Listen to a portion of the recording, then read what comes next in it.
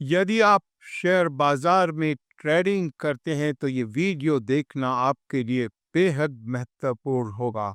आप लोगों ने अक्सर सुना होगा कि किस तरह लोग शेयर बाजार में कमाई कर रहे हैं और उनकी देखा-देखी में बहुत से नए लोग इस कारोबार में शेयर ट्रेडिंग में जुड़ते चले जाते हैं। लेकिन क्या आपने खुद इस कमाई को अनुभव किया है? शायद नहीं किया होगा, क्योंकि देश भर में शेयर ट्रेडिंग को लेकर जो अध्ययन किए गए हैं उनसे खुलासा हुआ है कि 10 में से 9 लोग औसतन रूप से कमाई करने की जगह घाटा खाते हैं, खासतौर से ऑप्शन और फ्यूचर के ट्रेड में जो लोग ट्रेडिंग करते हैं। आज हम इसी बात को लेकर खुलासा करने जा रहे हैं कि कैसा सिस्टम इस पूरे टैक्स के इंफ्रास्ट्रक्चर में है, जिसके चलते आम आदमी के लिए ट्रेडिंग में कमाई करना नामुमकिन सा हो गया है, क्योंकि तमाम तरीकों को, जिनमें कई गैर कानूनी तरीके शामिल है, का उपयोग करके कुछ चुनिंदा अंतर्राष्ट्रीय वैश्विक स्तर पर बड़ा खेल खेलने वाले खिलाड़ी आप सबका मुनाफा ले जाते हैं, निकाल लेते हैं और छोड़ देते हैं आपकी किस्मत में वो घाटा, जिसके लिए आप जिम्मेदार नहीं है, क्योंकि आपने सोच समझ के ट्रेडिंग की है। लेकिन क्या आप जानते हैं कि ये सोच समझ इस बाजार में चलती नहीं है? जी हाँ दोस्तों, नमस्कार। कंज्यूमर न्यूज ऑनलाइन चैनल में एक बार फिर हूँ मैं आपके साथ, और आज मैं बात कर रहा हूँ शेयर बाजार में होने वाली ट्रेडिंग के खुलासों की। और आज पड़ताल करेंगे, हम बताएंगे आपको, जबरदस्त खुलासा इस बात का करेंगे कि वो क्या कारण है जिससे बुद्धिमान, समझदार, सोच समझ कर ट्रेडिंग करने वाला उपभोक्ता मुनाफे से वंचित रह जाता है और मुनाफा कुछ चुनिंदा लोगों के बीच चला जाता है। 4 महत्वपूर्ण पहलू है जिन पर हम परत दर परत खुलासा करते जाएंगे और बताएंगे कि वो कौन से कारण हैं, वो कौन सी हकीकत है, वो कौन सी व्यवस्थाएं हैं जो आपका पैसा निकाल करके इन चुनिंदा बड़े बिजनेसमैन तक, इन वैश्विक कारोबारियों तक पहुंचा देता है। आपकी किस्मत में मिलता है हर बार घाटा। ये जरूरी नहीं है कि हर बार घाटा हो। आपको लगता है कि आपने एक स्टॉक में कमा लिया है, ट्रेडिंग में कमा लिया है, लेकिन अल्टीमेट महीने भर के बाद या साल भर के बाद जो निचोड़ सामने आता है, उसका जोड़ सामने आता है, कहानी एक बार फिर वही पहुंच जाती है कि 10 में से 9 निवेशक, उपभोक्ता, ट्रेडर्स अपनी महत्वपूर्ण कमाई का बड़ा हिस्सा गवा देते हैं शेयर ट्रेडिंग के कारोबार में। जी साथियों, शेयर ट्रेडिंग के इस कारोबार में जिसमें काले कारनामे शामिल हैं, उनकी मैं बात करूं उससे पहले मैं बताऊं कि किस तरह भारत में ये ट्रेडिंग का कारोबार फल फूल रहा है। कोरोना के दौर में जब लोग घर बैठे थे, तब घर बैठ के कमाई के जो नुस्खे सामने आ रहे थे, उनमें से एक था शेयर बाजार की ट्रेडिंग करना। और इसी के चलते बहुत बड़ी संख्या में नए खातेधारक इस ट्रेड से जुड़ते चले गए।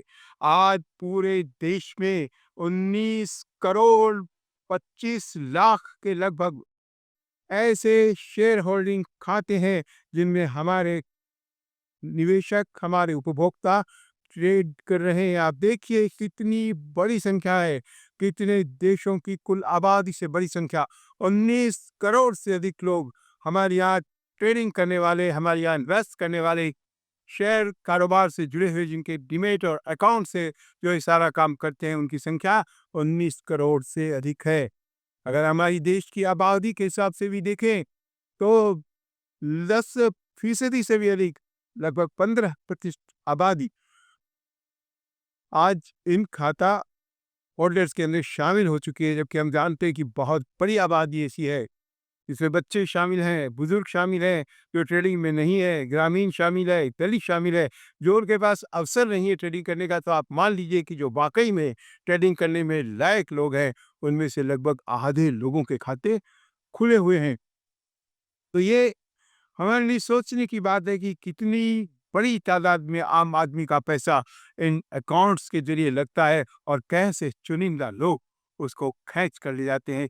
4 तरीकों से मैं इसको समझाने की कोशिश करूँगा। और सबसे पहले जिस तरीका पे मैं आता हूँ, वो उसकी शुरुआत करूँगा मैं हाल ही में जो हमारा स्टॉक एक्सचेंज सेबी है, स्टॉक एक्सचेंज को रेगुलेट करने वाली बॉडी के रूप में। जो हमारी स्टॉक एक्सचेंज मुख्य रूप से हैं, 2 है, बॉम्बे स्टॉक एक्सचेंज, बीएससी के नाम से आप जानते हैं, और नेशनल स्टॉक एक्सचेंज, जिसे आप एनएससी के नाम से जानते हैं, और इनको कंट्रोल करने वाली जो एजेंसी है सेबी, इस सेबी ने जेन स्ट्रीट ग्रुप और से जुड़ी कंपनियों पर, जो अमेरिका से वैश्विक तौर पर शेयर ट्रेडिंग का कारोबार करती है, एक मैनिपुलेशन का केस जांच के बाद सही पाते हुए 4,843 करोड़ रुपए की पेनल्टी लगाई है। महत्वपूर्ण बात ये नहीं है कि ये पेनल्टी लगाई गई है, महत्वपूर्ण बात ये है कि जो खुलासा हुआ है, अगर हम इसकी तह में जाके देखें तो आपको पता लगेगा कि ये एक खुलासा तो सामने आ गया, लेकिन हर दिन ऐसे न जाने कितने घोटाले स्टॉक एक्सचेंज के अंदर खेले जाते हैं, किए जाते हैं, और जिनके जरिए आम उपभोक्ता निवेशक का, जो अपनी बुद्धि से सोच करके कि मेरी समझदारी से मैं पैसा लगा हूँ, चोट खाता है। इसके लिए आप इस खुलासे को परत दर परत जांचने की कोशिश कीजिए, क्या हुआ है जेन स्ट्रीट ग्रुप के मामले में, जहां 17 जनवरी 2024, सिर्फ एक दिन के ट्रेड के अध्ययन के बाद सेबी ने ये निष्कर्ष निकाला है। मजेदार बात यह है कि सेबी ने ये जांच क्यों शुरू की, उसके तह में भी आपको जाना होगा। मैं उसकी तह में भी आऊंगा, लेकिन पहले बताऊं कि 17 जनवरी 2024 को क्या हुआ था, जिसके चलते जबरदस्त खुलासा सामने आया है। जैन स्ट्रीट ग्रुप ने अपनी कंपनियों के जरिए बैंक निफ्टी में जो बैंक्स आते हैं, उनके शेयर्स को सुबह सुबह खरीदना शुरू किया। उन्होंने बहुत बड़ी संख्या में बैंक निफ्टी, चूंकि उस दिन आखिरी दिन उसका उसका जब स्टॉक का ट्रेड होना है, कई बार जब कटिंग जिस दिन होती है, साप्ताहिक कटिंग होती है, मासिक कटिंग होती है, और उस दिन उसे सेटल होना होता है। ये 17 जनवरी की जो घटना थी, इसमें इन्होंने क्या किया है कि सुबह उन बैंक इंडेक्स जिनसे तय होता है, उन कंपनियों के, उन बैंकों के शेयर खरीदना शुरू करे। बहुत बड़ी संख्या में ये शेयर खरीदे गए, और जब ये शेयर खरीदे गए तो बैंक निफ्टी ऊपर चला गया। बैंक निफ्टी तेजी से बढ़ा, अप्रत्याशित ढंग से बढ़ा, और उस समय जब बैंक निफ्टी बढ़ा, तो इसके बदले में, जैसा कि आप जानते हैं, स्टॉक मार्केट में कई तरह के फीचर्स आज आपके सामने उपलब्ध है। जब हम सीधे स्टॉक की बात करते हैं तो उस कंपनी के हम शेयर खरीदते हैं, लेकिन इसके साथ ही साथ इंडेक्स की ट्रेडिंग भी होती है। यानी आप एनएससी बीएससी इंडेक्स को भी खरीद और बेच सकते हैं, और वो इंडेक्स इस बात से तय होता है कि उस इंडेक्स में शामिल शेयर्स किस रेट से घट और बढ़ रहे हैं। आप न केवल इंडेक्स को खरीद सकते हैं, बल्कि उसको बेच भी सकते हैं। पुट ऑप्शंस के जरिए ये सारी ट्रेडिंग होती है। तो जब जैन स्ट्रीट ग्रुप ने अपनी कंपनियों के जरिए बैंकों के बहुत सारे शेयर खरीदकर स्टॉक की कीमत, इंडेक्स की कीमत को ऊपर चढ़ा दिया, तो पुट ऑप्शंस की रेट्स पर उसका प्रभाव पड़ा, और उसका फायदा उठाते ही, क्योंकि इनको पता था कि ये पूरा का पूरा खेल खेल रहे हैं, उन्होंने उस पुट्स और ऑप्शन में अपने बहुत बड़े सौदे उतार दिए। और उसके बाद दोपहर होते ही इन्होंने अपने जितना शेयर सुबह खरीदा था, इतनी तेजी से उसको बेचना शुरू किया कि एक मिनट में बाजार नीचे आने लगा, और इससे पहले कि उस समय पाता, तेजी से नीचे जाता चला गया। और इस दौरान जब इंडेक्स नीचे गिरा है, तो उसका परिणाम सीधे सीधे पुट ऑप्शंस के सौदों पर आया, जहां इनको भारी मुनाफा हुआ। ऐसा नहीं है कि जो स्टॉक इन्होंने खरीदा था उसमें इन्होंने मुनाफा कमाया। ऊपर कीमत बढ़ाकर खरीदते गए और नीचे कीमत बढ़ा के बेचा, तो निश्चित रूप से इन्हें घाटा होना था 7,688 करोड़ का।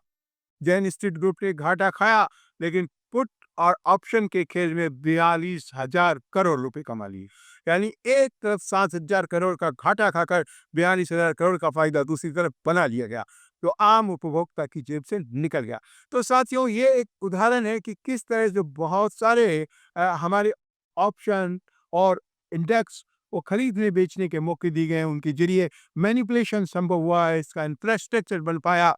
किस तरह बड़ी कंपनियां इस तरह का खेल खेलती है। मजेदार बात यह है, जो आपको जानना चाहिए, कि जैन स्ट्रीट ग्रुप को लेकर जो खुलासा हुआ है, ये कैसे हुआ। 2023 में जैन स्ट्रीट ग्रुप ने एक और वैश्विक फर्म मिलेनियम मैनेजमेंट के खिलाफ एक मुकदमा दर्ज करवाया। उन्होंने इस हेज फंड मिलेनियम मैनेजमेंट पे ये आरोप लगाया कि उन्होंने हमारा वो फॉर्मूला चुरा लिया है, जिससे हम पैसे कमाते थे, और $1 बिलियन उससे उन्होंने कमा लिया है। तो क्या था ये फॉर्मूला? इससे पहले कि उस मामले का हल्ला मचता और बहुत से लोगों को पता लगता है कि कैसा गंदा खेल इस शेयर बाजार में हो रहा है। इससे पहले इन दोनों कंपनियों ने समझौता कर लिया और वो केस खत्म होके एक साइड पे चला गया और इनका ये कारोबार, इनका ये खेल चलता रहा। लेकिन उस समय ये पहली बार बात सामने आई और जब जाकर सेबी के सामने ये मामला आया कि किस तरह की गड़बड़ियाँ हो रही है और उन्होंने जाँच शुरू की।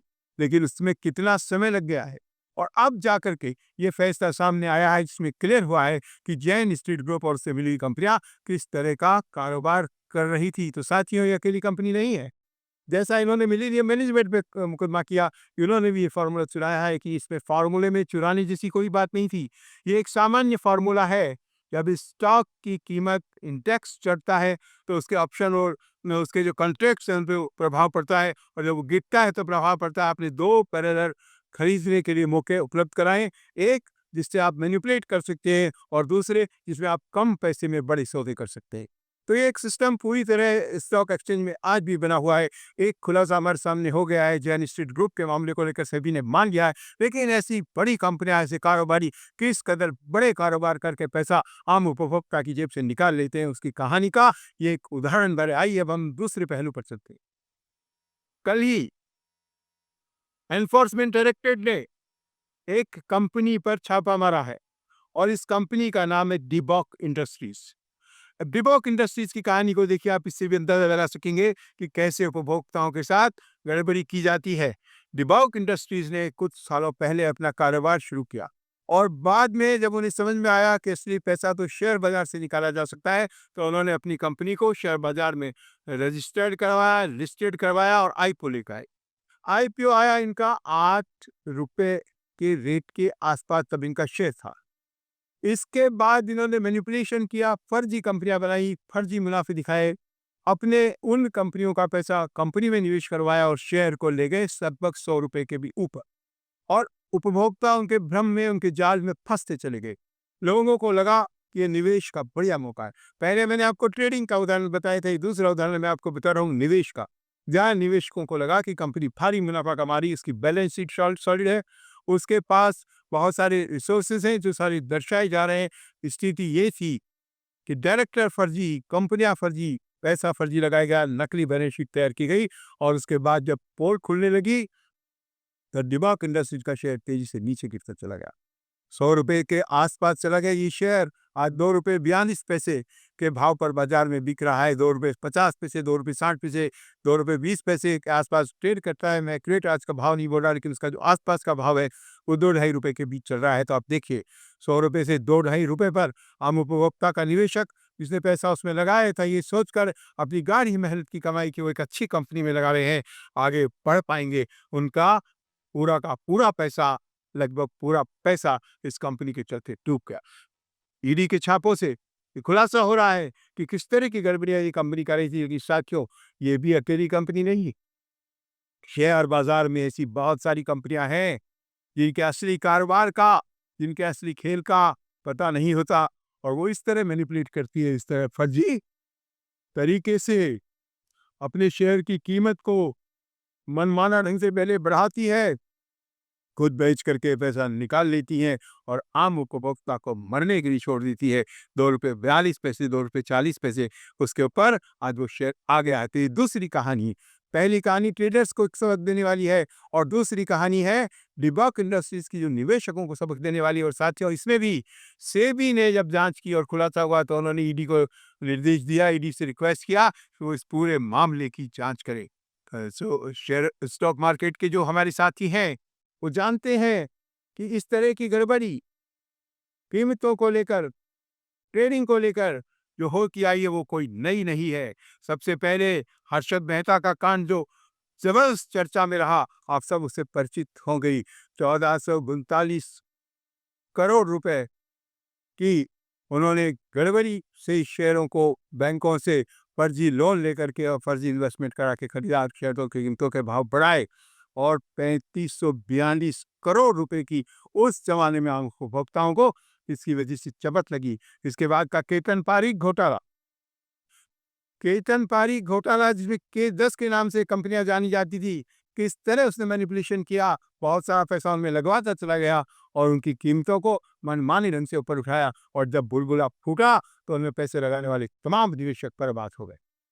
ऐसा नहीं है कि केवल सरकारी सेक्टर में इस तरह के घोटाले करके कीमतें बढ़ाई जाती है। हमें याद करना होगा यूटीआई का घोटाला, यूनिट ट्रस्ट ऑफ इंडिया, जिसमें भी मैनिपुलेशन हुआ। एक सरकारी एजेंसी होने के बावजूद उसमें इस किस्म के स्टॉक्स खरीदे गए जिनकी गुणवत्ता नहीं थी, जिनके पीछे कोई सही कारण नहीं थे। कंपनी ने विभिन्न सिफारिशों के चलते दबाव में आकर या किसी भी अन्य कारण से उन कंपनियों के शेयरों के भाव अनावश्यक रूप से बढ़ाए, जिनके पीछे वेल्थ नहीं थी, जिनके पीछे कोई कारण नहीं था, और अंततः यूटीआई को खुद को गहरे घाटे में जाना पड़ा। तो साथियों, ये तीसरा तरीका था, और अब मैं चौथे तरीके की बात करता हूँ जिससे आप सब वाकिफ होंगे। आप लोगों ने रोज टेलीविजन के चैनलों पर सुना होगा, दिन भर चर्चा चलती है। मैं चैनल्स के नाम नहीं लेना चाहता। सुबह से शाम तक आपको टिप्स दिए जाते हैं, आपको बताया जाता है आज हमारे एक्सपर्ट की राय ये है, आपको ये शेयर खरीदिए, ये शेयर आगे बढ़ेगा। इन्हीं सब के बीच बहुत सारे चैनल पर आप लोगों ने हसीन के हसीन शेयर कार्यक्रम भी देखा होगा। बहुत ही नामी हमारे एक ब्रोकर एडवाइजर, हमारे एक एक्सपर्ट बहुत सारी चैनलों पर आकर आपको राय देते हैं। उन संजीव भसीन जी की कहानी भी आप सुनिए कि किस तरह से भी ने उनके खिलाफ कार्रवाई की और उन्हें इस बात का दोषी पाया गया कि वो स्टॉक टिप्स जब आपको देते थे, उससे पहले खुद स्टॉक खरीद लेते थे, अपने लोगों को खरीदवा देते थे। जैसे ही आपको टिप दिया कि इसकी कीमत बढ़ने वाली है, उससे कीमत बढ़ती थी और वो अपने शेयर बेच करके निकल जाते थे। आपको आपके भरोसे छोड़ देते थे, उपभोक्ता को उपभोक्ता के भरोसे छोड़ देते थे। पेनल्टी लगी है उनसे 11 लोगों को अभी हाल ही में कुछ दिन पहले बैन किया गया है स्टॉक एक्सचेंज से खरीदारी करने पे। तो ये 4 महत्वपूर्ण तरीके मैंने आज आपको बताए हैं, और यही वो कारण है कि जो समझदार से समझदार व्यक्ति है, जो हर भी चीज को सोच समझ कर करने की कोशिश करता है, धोखा खा जाता है, क्योंकि मार्केट का जो सिस्टम है वो फेयर नहीं है। जबकि सेबी के कानून के अनुसार, नियमों के अनुसार, इनसाइडर ट्रेडिंग पर, इनसाइडर के द्वारा गड़बड़ी की जाने पर, मैनिपुलेशन करने पर, मनमानी ढंग से कीमतों को बढ़ाने घटाने पर रोक लगी हुई है। इस तरह का नहीं किया जा सकता, लेकिन इनका खुलेआम प्रयोग होता है। मैं श्री संजीव हसीन जी की बात नहीं है, बहुत सारे और भी ऑथराइज्ड ब्रोकर अपनी जगह है। अनऑथराइज्ड ब्रोकर बहुत बड़ी तादाद में आपको व्हाट्सएप के जरिए, आपको मोबाइल के जरिए मैसेज भेजते हैं। बहुत सारी जो हमारे ट्रेडिंग कंपनियां हैं, जिन पे हमारे अकाउंट्स हैं, वो खुद आपको एक्सपर्ट ओपिनियन भेजते हैं, ये शेयर घट जाएगा, ये शेयर बढ़ जाएगा। उनके पीछे की असली कहानी आम उपभोक्ता को पता ही नहीं होती। तो साथियों, मैं बिल्कुल ये नहीं कहना चाहता कि आप शेयर ट्रेडिंग मत कीजिए। मैं ये बिल्कुल नहीं कहना चाहता कि आप शेयर्स में निवेश मत कीजिए, क्योंकि अगर सोची समझी ढंग से बढ़िया अध्ययन के साथ बड़ी और मजबूत कंपनी में आप निवेश करेंगे तो आपका निवेश कई गुना बढ़ जाएगा। लेकिन मैं ये कहना चाहता हूँ, अगर आप शेयर ट्रेडिंग कर रहे हैं, अगर आप शेयर बाजार में निवेश कर रहे हैं, तो इन खतरों से सावधान होकर अपने पैसे को बचाइए। नहीं आप भी 10 में से उन 9 लोगों में शामिल होंगे जो इनके जरिए अपने पैसे को गवा देते हैं, अपनी गाड़ी मेहनत की कमाई को गवा देते हैं, कुछ दिन रहते हैं और बाहर चले जाते हैं।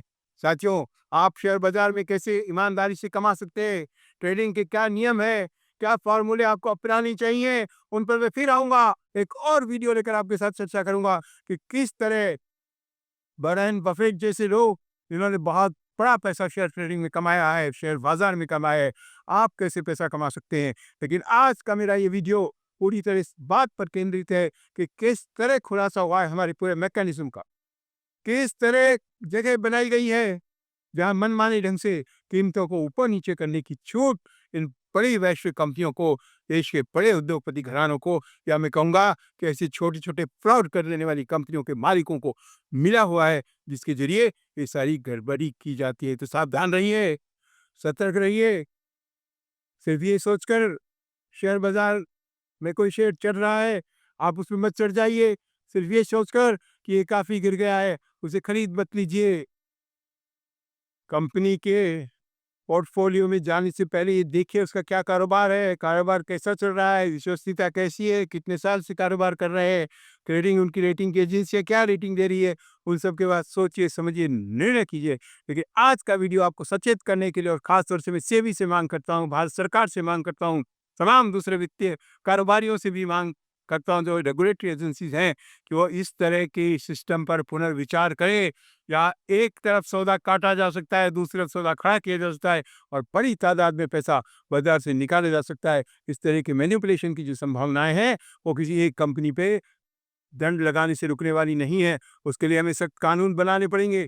जो हमारे सौदे के तरीके हैं, उन पर हमें पुनः विचार करना होगा और आम उपभोक्ताओं के हित में हमें इसे अधिक सुदृढ़ और सुनिश्चित बनाना होगा। नहीं तो जो 19 करोड़ से ज़्यादा हमारे निवेशक उपभोक्ता आज इस ट्रेडिंग में चले गए हैं, अपने खाते जिन्होंने खोल लिया है, उनका पैसा सुरक्षित नहीं है, उन पर खतरा हो सकता है। अगर हम बात करें, नेशनल स्टॉक एक्सचेंज में केवल 2,500 कंपनियां रजिस्टर्ड है, बॉम्बे स्टॉक एक्सचेंज में 5,000 कंपनियां रजिस्टर्ड है। तो इन 19 करोड़ लोगों को अपने सौदे करने के लिए, अपनी खरीद बिक्री करने के लिए केवल 7,000 के आसपास कंपनियां भारत में उपलब्ध है और उनमें भी बहुत सारी सक्रिय नहीं है, बंद है, एक्चुअल टुकड़े बहुत कम में होते हैं। तो ये इतना बड़ा इन्वेस्टमेंट, चाहे वो एसआईपी के जरिए हो, उन चुनिंदा कंपनियों में जा रहा है। तो कैसे हम इस ट्रेडिंग के पूरे खेल को सही ढंग से रेगुलेट कर सकते हैं? सेबी को, कंज्यूमर ऑर्गेनाइजेशंस को प्रतिनिधित्व देना चाहिए, उपभोक्ता संगठन से जुड़े लोगों को मौका देना चाहिए, तो इस तरह के खुलासे के बाद एक नए सिस्टम के लिए काम कर सके। धन्यवाद इस वीडियो को देखने के लिए। अगर आपने अभी भी हमारे इस चैनल को सब्सक्राइब नहीं किया है, मैं आपसे अनुरोध करूंगा चैनल को सब्सक्राइब कीजिए, हमारे साथ जुड़े रहिए और जल्दी ही लेकर आऊंगा मैं आपके पास कैसे कमाया है शेयर बाजार में पैसा, उसको भी, उस वीडियो को भी। लेकिन आज आपकी सतर्कता के लिए, आपकी जागरूकता के लिए, आपकी गाढ़ी मेहनत की कमाई को बचाने के लिए धन्यवाद। जय हिंद।